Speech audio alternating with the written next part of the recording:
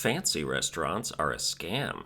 Me and my parents went to a nice Italian restaurant for my mom's birthday, although in this case, nice is a very charged word. It was in a building that was shared by like four other businesses, so like you'd go in the door and take a right, and the waiting area is at the base of these stairs. The restaurant itself is on the first floor, but if you look up the stairs, there's signs for like an H&R Block or some shit, so you can treat yourself to an expensive Italian dinner and then go upstairs and try to recoup your losses in tax reduction. Sharing a building just doesn't scream fancy to me. I don't want to be waiting for my Tuscan onion soup next to someone walking their toddler to the dentist. I have such a bone to pick with this whole industry, I don't even know where to start. Let's go with the portions. I ordered a pork belly thing because it was one of the only items on the menu that wasn't just Italian words next to each other. I haven't watched enough cooking shows to be like, yeah, give me the risotto ceviche focaccia with a side of DiGiorno.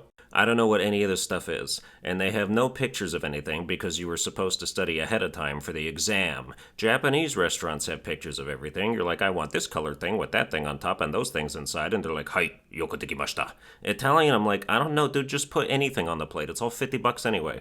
So I got a pork belly, $39. This thing came out, it could fit in the palm of my hand. Two birds would eat this and ask for seconds. I cut it into four bite-sized pieces. It felt like I was being rationed to in wartime. If this is all the meat I'm getting, I'd sooner crack open a can of Spam for a tenth the price. Was the pork belly good? Yeah. And if I weighed 35 pounds, I'd have been satisfied. This goes hand in hand with a gripe I have with cooking competition shows. I've been watching some of them recently, and the judges will literally ding a chef for putting too much food on a plate. The meal is delicious. They love it. And as a criticism, they're like, well, I'd get full before I could finish this. Good. Get a fucking box. Take it home and eat it again tomorrow, bitch. When did leftovers become a crime? That's a purely anti-consumer mindset. Because I know the real reason it's viewed as a negative is because if you're a chef at a restaurant serving too much food, then profit margins go down because you're wasting resources. This dessert is divine, but it's just so rich. I'd only be able to eat 3 bites, and you'd be better for it, fatty. Put the fork down sooner and walk it off. It's exploding your taste buds, and you're having an orgasm. Give the chef 5 stars and hit the Peloton.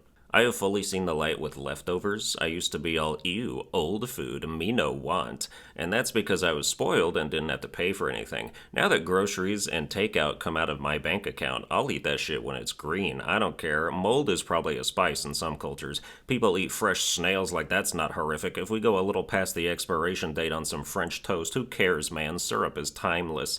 I ate syrup at my parents' house that was a year past its date without realizing it, and nothing happened. It tasted almost the same. It was a little flat, like root beer that's been left out for a day, but perfectly edible. My mom always says that expiration dates are just guidelines, and she's battling stage 4 cancer right now, but otherwise I believe her. That's a joke, she's fine. They never clean out their pantry, though. I visited once, and she sent me home with some acetaminophen for headaches. I took some, they didn't work, looked at the pill bottle 3 years past the date. I don't even think that's Metafin anymore. When pills expire, do they all just become placebos? Like, can I still cure my headache if I just truly believe? I mostly eat leftovers now. When I buy ingredients for spaghetti, I make enough to last 4 days. If I'm getting burritos from Taco Bell, I buy like 5 of them and put some in the fridge. I used to be a picky eater, and now I'm like, what's that? I'll eat it. Sometimes I dream about the ability to say no thank you. Those were truly the golden years. Fancy restaurants are selling you a feeling. They could sell the same food for $20 less, and you just wouldn't feel as special eating it.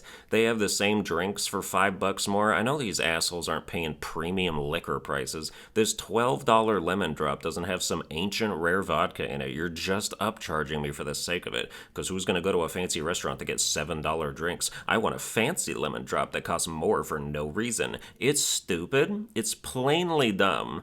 But at least the waiters hang around too long and have full-on conversations with you. If I'm telling my life story to anybody, it's the bartender. She's supposed to listen to my bullshit. I don't have the gas left in the tank for anyone else. There's also a class disconnect that occurs. My parents and the waiter are going back and forth talking about their previous Hawaii vacations, and the waiter turns to me and I'm like, oh God, please don't ask me anything about my basic-ass life. Oh, you went to the Maldives? Well, yesterday I got all the trophies in a 20-year-old video game. Any questions? The final bill for 3 people at this schmancy Italian restaurant was $246. I could buy half a Switch 2 with that, probably. The price point hasn't been revealed yet. Granted, my dad paid for everyone. My dad could have bought half a Switch 2 with that. Fine dining is a myth. The tastiest meal you'll ever have in your life isn't going to be from some upscale 3 Michelin star restaurant at $500 a plate. It'll be those pork chops your dad barbecues, or that spaghetti your mom makes, or anything you can put garlic salt on. But that's going to do it for this episode. I hope you enjoyed it. If you did, you can like, share, and subscribe. Watch all my other videos. That would be better if you could put garlic salt on them. And I'll see you guys next time.